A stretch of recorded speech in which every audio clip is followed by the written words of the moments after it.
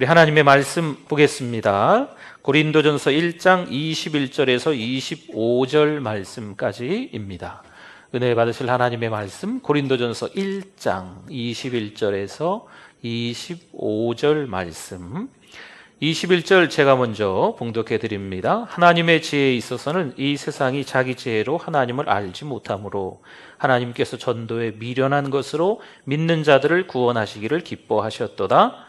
유대인은 표적을 구하고 헬라인은 지혜를 찾으나 우리는 십자가에 못 박힌 그리스도를 전하니 유대인에게는 거리끼는 것이요 이방인에게는 미련한 것이로되 오직 부르심을 받은 자들에게는 유대인이나 헬라인이나 그리스도는 하나님의 능력이요 하나님의 지혜니라. 같이 읽습니다. 하나님의 어리석음이 사람보다 지혜롭고 하나님의 약하심이 사람보다 강하니라. 아멘. 대형마트에서 한 아빠가 카트에 아들을 태우고 쇼핑을 하고 있었습니다. 그런데 갑자기 아들이 징징거리며 울기 시작하는 거지요. 왜 그럴까요? 아실 만한 분들은 다 아시죠? 네. 그러자 그 아빠가 당황하지 않고 나긋한 목소리로 말합니다. 흥분하지 마라, 철수야.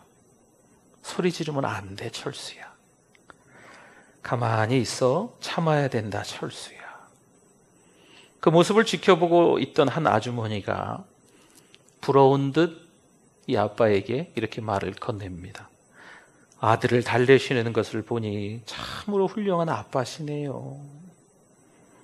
그러자 그 아빠가 이렇게 이야기해요. 철수는 아들 이름이 아니라 제 이름입니다. 아빠인 내가 먼저 변해야 한다는 거죠. 우리가 먼저 변하지 않고 자꾸 누군가를 향해서 변하기를 기대하는, 때로는 가족 중에 누구를, 그렇죠? 네, 직장 속에 누구를 이렇게 생각을 하는 거죠. 요셉은요 남의 탓을 하지 않았습니다. 형들 탓이야? 아니었던 것 같아요. 형들에 대한 증오심, 복수심 그런 것도 요셉의 성경의 스토리를 보면 그런 게 없어요. 그러면 요셉은 형들로 인해서 곤란한 일을 겪기 시작하고 계속 꼬리에 꼬리를 무는 거니까 피해의식이 있었지 않았을까? 그것도 없는 것 같아요. 외국인이기 때문에, 때로는 노예라는 신분이기 때문에 그것도 별로 문제가 되지 않았어요. 그게 문제가 되고 장애물이 됐으면 누군가를 탓하겠죠. 그렇죠? 누군가 원망하겠죠. 그러나 그것도 아니었습니다. 그러니까 이 때가 되니까 하나님이 요셉을 그 대애굽의 총리 대신으로 삼으시는 거죠. 성경 중심에 그리스도가 있습니다. 그럼 그리스도 중심에는 뭐가 있을까요? 십자가가 있습니다. 우리는 성경을 보고 아무것도 아닌 내 자신을 자꾸 발견을 해야 됩니다. 힘들고 어려운 이 즈음에, 특별히 세상에서 교회를 핍박하고 교회의 어떤 문제들을 자꾸 이게 두각시키는 그런 경우 있잖아요. 교회가 완벽하겠습니까? 네. 근데 이 즈음에 우리가 같이 싸우자는 게 아니에요. 오히려 이때는 더 성경을 봐야 돼요. 성경을 보면서 우리 교회에 비난받을 만한 점들이 생각나면 회개해야죠. 우리 자신의 부족한 부분들이 드러나면 자꾸 나는 아무것도 아닌데, 난 이미 십자가에 죽었는데, 그걸 깨달아야 되는 거죠. 남편이 해준 게 뭐가 있어? 직장이 대수인가? 교회가 여기밖에 없나? 여러분, 이거는 하나님이 기뻐하시지 않는 생각들입니다. 나의 죄 때문에 십자가에 달려 죽으신 예수님을 떠올리셔야 돼요. 부부싸움 할 때 성질이 나도, 자식 새끼가 마음에 들지 않아도 십자가에 달리신 예수님을 떠올리셔야 돼요. 직장에서 곤란한 지경에 처해 있어도 십자가에 달리신 예수님을 떠올려 보셔야 돼요. 교회에서도 서운하고 섭섭한 일들이 막 생겨도, 내 스타일에 안 맞는 일들이 막 있어도 십자가에 매달려 죽으신 예수님을 떠올리셔야 된다는 거죠. 23절을 한번 보겠습니다. 우리는 십자가에 못 박힌 그리스도를 전하니, 유대인에게는 뭐라고요? 십자가가 거리끼는 것이라고 이야기하고, 여기서 거리끼다라고 하는 것은요, 이 십자가를 장애물이나 방해물, 무슨 걸림돌 취급을 한다는 거예요. 유대인들은 말이에요, 유대인들은 그렇게 생각하기 때문에 자꾸 사람들이 거기 걸려 넘어진다는 거죠. 그러니까 유대인들은 십자가를 참 싫어해요. 제가 이스라엘을 기회가 돼서 몇 번 가봤었는데, 이스라엘은요, 글쎄요, 제 기억으로는 신호등을 별로 못 본 것 같아요. 사거리 이런 게 없어요. 십자가 모양의 사거리 이런 게 없어요. 로타리. 네. 그러니까 뭐 소문 들어보니까 십자가를 너무 싫어하니까 길도 십자가 모양으로 일부러 안 만드는 거죠. 로타리로. 유대인들이 왜 십자가를 그렇게 싫어할까요? 유대인들이 생각하는 메시아, 유대인들이 기다렸던 메시아 대망, 그렇게 메시아를 기다렸는데, 이 메시아는 죽어서도 안 되고 죽을 수도 없는 메시아를 기다리는 거죠. 그런데 예수라는 젊은 청년이 33세에 십자가에 못 박혀 죽은 거죠. 신명기 21장 22절과 23절에 보면, 사람이 만일 죽을 죄를 범함으로 네가 그를 죽여 나무 위에 달거든 그 시체를 나무 위에 밤새도록 두지 말고 그날에 장사하여 내 하나님 여호와께서 내게 기업으로 주시는 땅을 더럽히지 말라. 그 다음 보세요. 나무에 달린 자는 누구에게? 하나님께 저주를 받았음이니라. 그러니까 나무에 달린 33세의 예수라는 분은 하나님께 저주받은 분이다, 저주받은 사람이다 라고 이들이 생각하고 있는 거죠. 그러니까 예수님을 메시아로 믿지 않는 거예요. 지금까지도 마찬가지입니다. 유대인들이 생각한 메시아는요, 뭔가 힘이 있어야 되는 거예요. 사회적으로 성공해서 회장이 된 어떤 중년의 신사가 교회에 출석을 했습니다. 알고 보니 예전에도 한동안 출석하시다가 교회를 떠났던 분이었습니다. 이분은 교회 오시자마자 예배를 드릴 때 참 예배 잘 드린다, 앞에서 제가 설교를 하는데 예배 참 잘 드리신다, 그런 느낌을 좀 받았습니다. 그러더니 헌금을 많이 하기 시작했고, 갑자기 전국 여기저기에 자신의 공장을 저를 태워서 가는 곳마다 소개시켜주고 기도 받았습니다. 그러다 갑자기 뭐라 하면서 교회를 떠나셨어요. 왜 갑자기 교회를 떠났을까?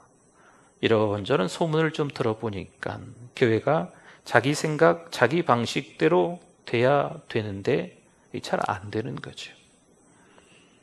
교회에 어떤 질서가 있고 체계가 있는데 본인이 교회에서 이 정도 하면 내가 힘이 있겠지라고 생각하고 뭔가를 하려고 하는데 교회가 그렇게 잘 마음대로 안 되는 거예요. 교회는 그런 공동체가 아니지 않습니까? 우리가 예수님을 믿는 목적을 자기 성공에 둘 때 이런 신앙의 오류에 빠질 수밖에 없습니다. 마가복음 7장 5절 말씀에 이에 바리새인들과 서기관들이 예수께 묻되 어찌하여 당신의 제자들은 장로들의 전통을 준행하지 아니하고 부정한 손으로 떡을 먹나이까? 이렇게 말씀이 나옵니다. 바리새인들의 출발은요, 종교적인 부패를 막기 위해서 시작했어요. 처음에는 참 잘했습니다. 근데 시간이 지나면서 이 바리새인들이 변질된 거죠. 근데 자기들은 몰라요. 자꾸 시선은 남에게만 가 있는 거죠. 자기들이 변질된 건 잘 모르고 자꾸 남만 쳐다보면서 이렇게 바뀌면 저렇게 바뀌면 이렇게도 판단해주고 저렇게도 판단해주고 그러는 거죠. 열심은 있기는 있는데 아주 냉혹한 무서운 종교인인 거예요. 여러분, 지금 여기 마가복음 7장에 방금 읽었지만 예수님의 제자들이 배가 고파요. 그러면 손을 깨끗하게 씻고 먹어야 되는데 이 손 씻는 걸 못하는 거죠. 네. 어떻게 해야 되겠어요? 허겁지겁 먹는 그 제자들에게 배고프니까 먹을 것 좀 더 갖다 주면 되지 않겠습니까? 주님을 잘 섬기기 위해서 직분을 받은 게 아니라 신분 상승의 기회로 삼은 거죠. 내가 말이야, 이 정도쯤 되면 이건 아니라고 봅니다. 십자가는요, 약한 사람이 지는 것입니다. 그 옛날 십자가는 노예나 종이 졌습니다. 십자가의 신앙은요, 약함의 신앙입니다. 강한 자가 되려고 십자가를 지는 게 아니라 약한 자가 되려고 십자가를 지는 겁니다. 특별히 세상과 교회라는 공동체가 구분되는 부분이 그거예요. 세상은요, 힘이 있어야 됩니다. 그러나 교회라는 공동체는요, 힘을 빼야 되는 거예요. 하나님 사랑의 농축이 바로 이 십자가입니다. 십자가. 23절 한 번 더 볼까요? 유대인에게는 거리끼는 것이라고 했지요. 그럼 이방인에게는, 여기서 이방인은 헬라인입니다. 이방인에게는 뭐라고 합니까? 십자가가 미련한 것이다 말씀합니다. 헬라인들은 보이는 것으로만 판단했습니다. 자신들의 눈으로 보여진 십자가에 달린 죄수 예수는요, 하나님의 아들이 될 수가 없는 거예요. 내 눈으로 봤는데 십자가 달려 죽는 거죠. 이게 무슨 메시아야? 당시 십자가 형틀에서는 노예나 종들만이 죽었기 때문에 당연히 이 헬라인들의 눈에 보이기는 예수는 참 미련하고 어리석은 사람밖에 되지 않는 거예요. 하나님의 아들이 어떻게 십자가에 죽겠냐라는 거죠. 빌립보서 2장 5절에서 8절 말씀은 우리 같이 한번 읽어주십시오. 너희 안에 이 마음을 품으라. 곧 그리스도 예수의 마음이니 그는 근본 하나님의 본체시나 하나님과 동등됨을 취할 것으로 여기지 아니하시고 오히려 자기를 비워 종의 형체를 가지사 사람들과 같이 되셨고 사람의 모양으로 나타나사 자기를 낮추시고 죽기까지 복종하셨으니 곧 십자가에 죽으심이라. 아멘. 유대인들이나 헬라인들과는 다르게 사도 바울이 지금 소개하고 있는 분이 계십니다. 이분은요, 스스로 사람이 되셔서 십자가를 지신 분이세요. 하나님의 아들이시기 때문에 꽤나 힘을 따진다면 얼마나 능력이 많으시겠어요? 온 우주를 창조하신 능력의 하나님이신 줄 믿습니다. 그럼에도 불구하고 그분이 십자가를 지셨다는 거죠. 요즘 어딜 가나 경쟁력을 말합니다. 남을 제치고 끝까지 살아남는 세상적인 처세술이 바로 경쟁력이에요. 직장에서 승진하려면 누구 하나 밟고 올라가야 돼요. 정치적으로도 성공하려면요, 뭔가 상대방의 허물을 들추어가지고 침소봉대 작은 건데 막 크게 부풀려가지고 그래야 밟고 자기가 올라가는 듯 보입니다. 모르겠어요. 정치는 잘 몰라서. 아무튼 저렇게 좀 시끄러워요. 네. 아이들 학교에서 공부할 때도요, 서로 모르는 거 있으면 막 가르쳐주고 이런 분위기가 아닌 것도 있어요. 네. 그러면 자기 성적이 떨어지잖아요. 그렇죠? 자기 등급이라 그러나 등급이. 자기 등급을 올리려면 아이들이 공부를 좀 못해야 돼요. 네. 이게 경쟁이란 게 사회에서 정말 살벌합니다. 어느 직장에서 직원들을 뽑을 때 여러분 얼마나 많이 모입니까? 그렇죠? 20대 1, 30대 1, 100대 1, 또 거기 들어가기 위해서 또 공부도 열심히 하고 자격증도 따고 학교도 하나 더 들어가고 경쟁이 대단해요.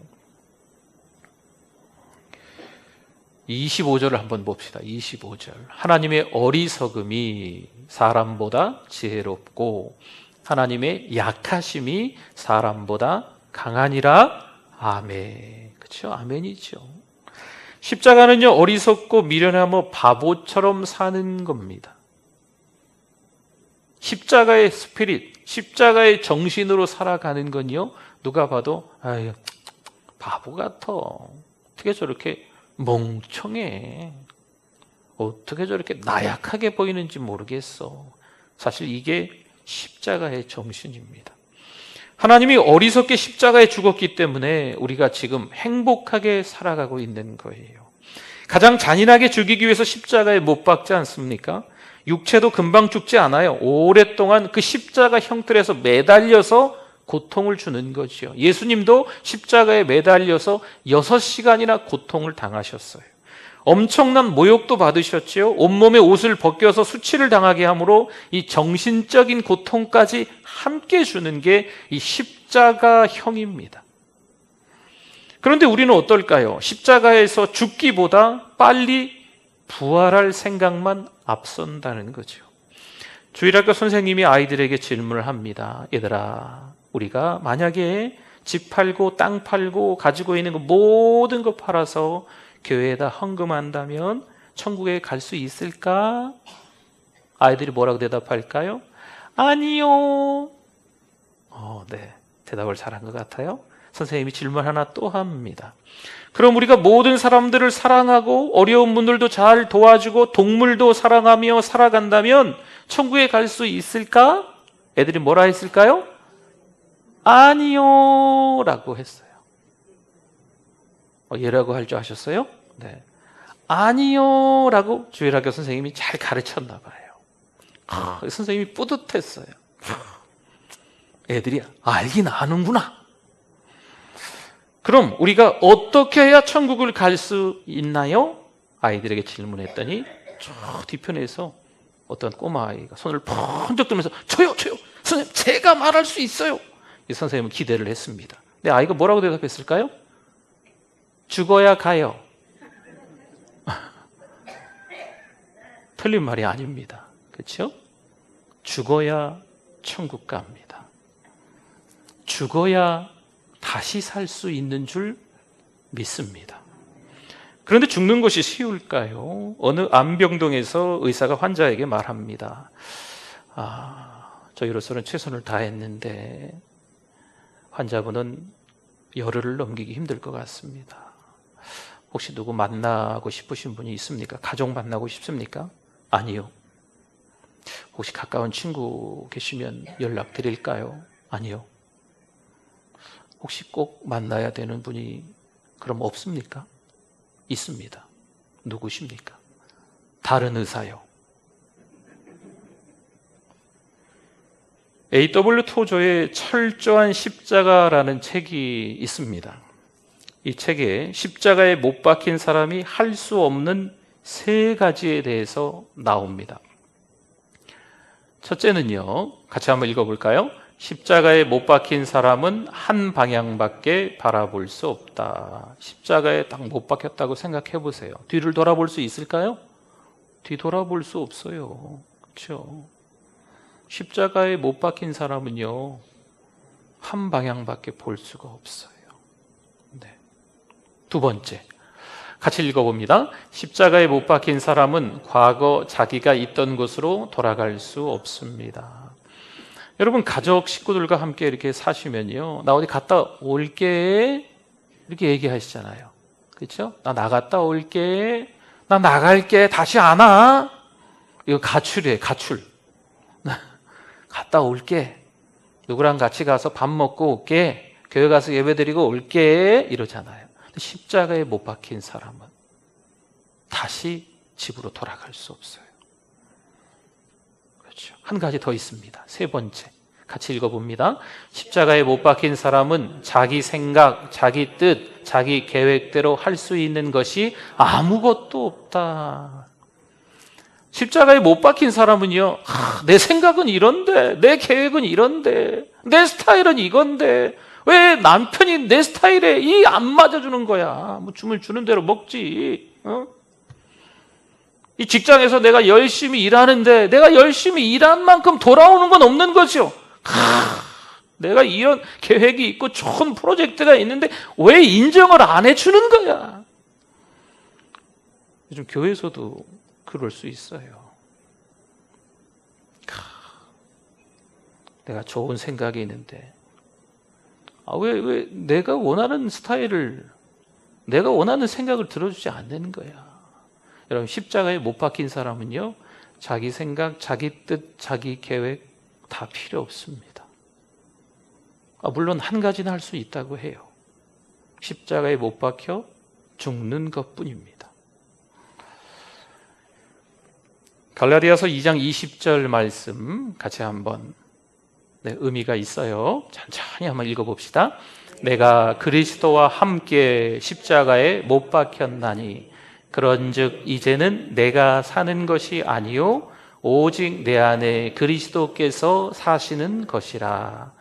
이제 내가 육체 가운데 사는 것은 나를 사랑하사 나를 위하여 자기 자신을 버리신 하나님의 아들을 믿는 믿음 안에서 사는 것이라.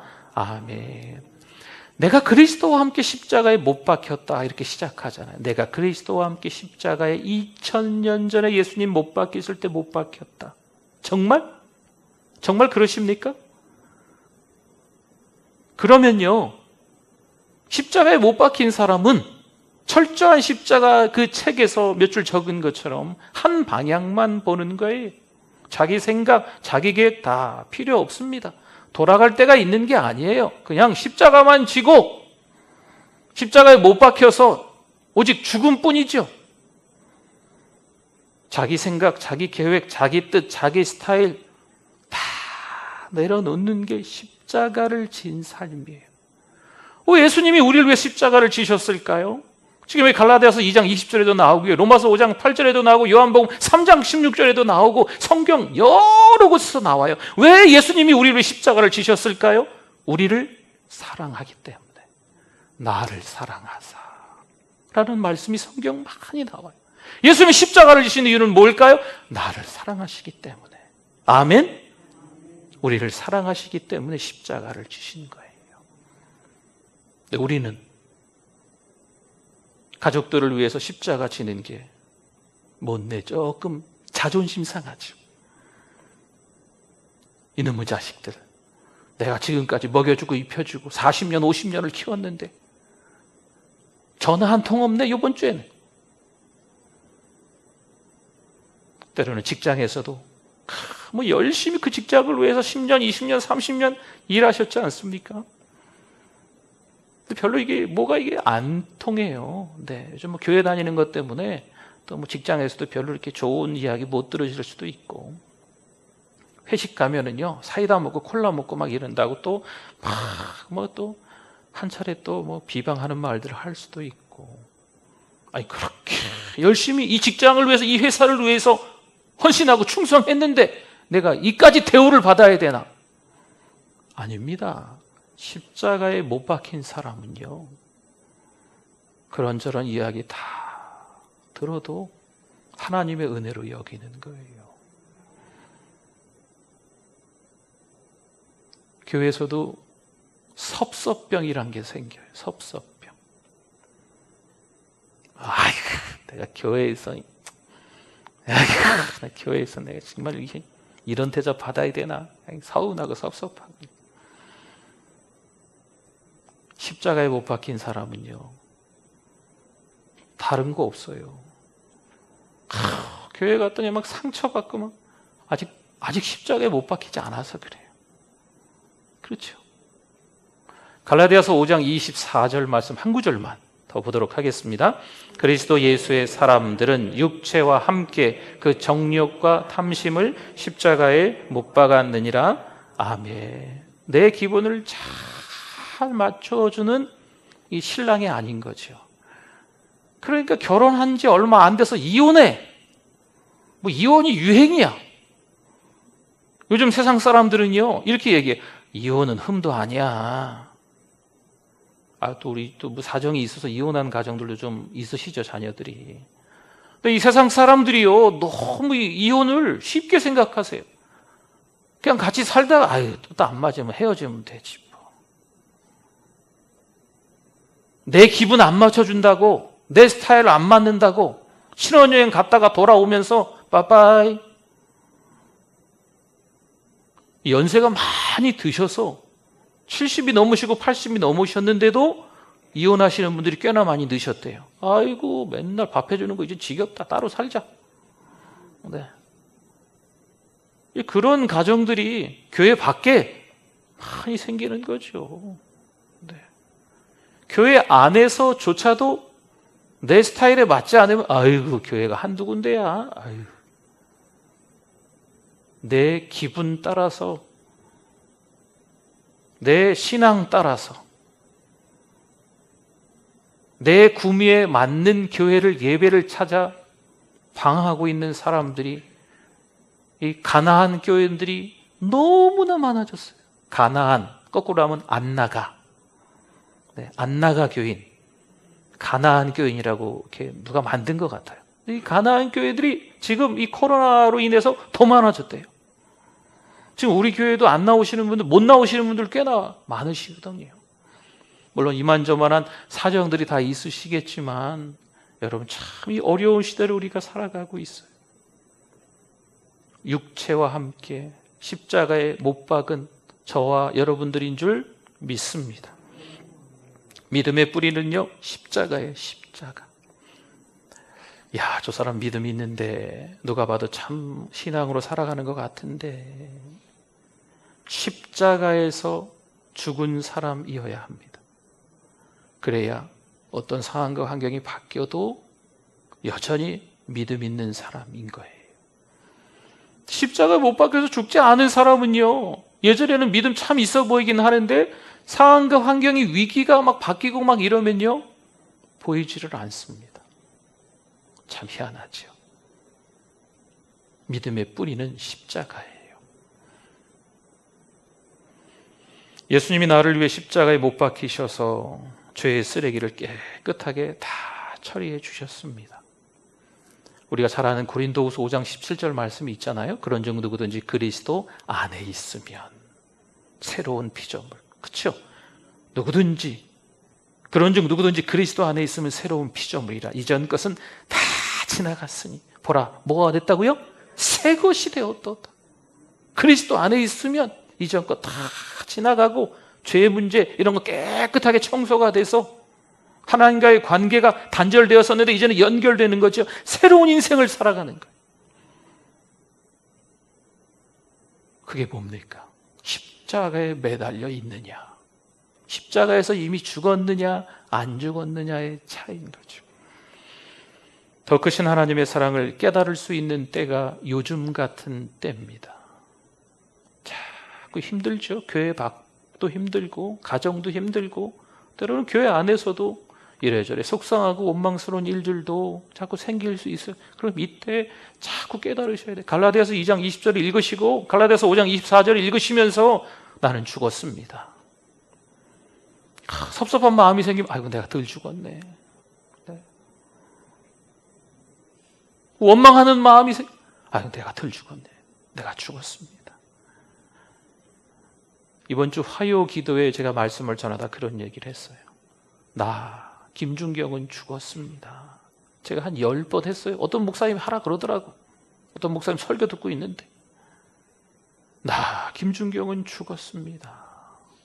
10번 하라고 하더라고요. 하라고 하니까 했지요. 제가 되게 서운하고 속상한 게 있었거든요. 근데 10번 하고 나니까 서운하고 속상한 게 없어지더라고요. 내가 죽었는데 뭘 서운한 게 뭐가 있어. 뭐라고 저에 대해서 막 욕하고 안 좋은 얘기하고 뭐 뒤에서 뭐 있어도 뭐. 목사는요 다른 이야기를 할 수가 없어요. 그럼 누군가 또 다른 사람이 또 이 서운한 게 생기거든요. 그렇죠? 그러려니 하고 다 뭐 얘기 듣는 거죠. 너무 서운해, 속상해, 섭섭해, 원망스럽고 막. 그런데 나 김준경은 죽었습니다.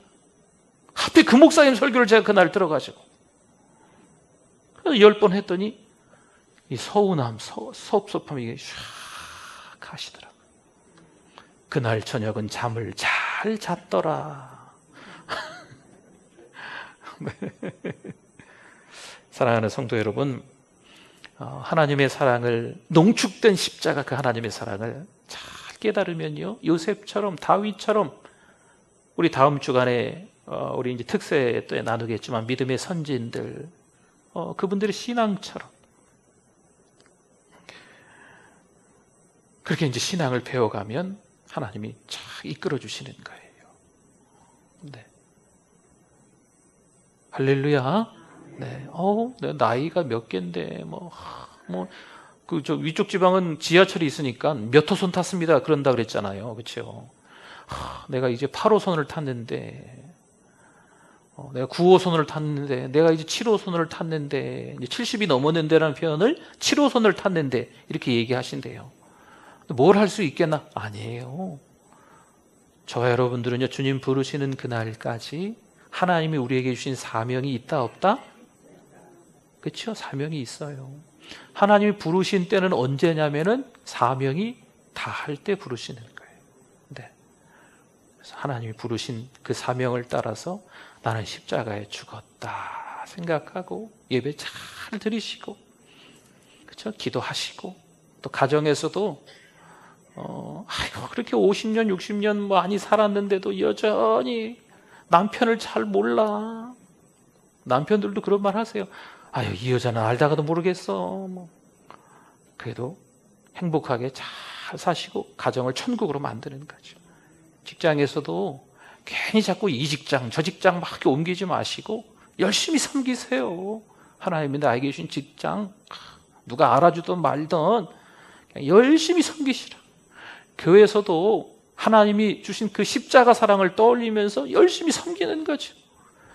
목사님이 아는 척도 안 해주네. 아유, 제가 무슨 제가 대단한 사람. 하나님이 알아주신다니까요. 서운해하지 마시고 열심히 섬기죠. 그렇죠? 할렐루야. 한 주간 그런 은혜가 있기를 바랍니다.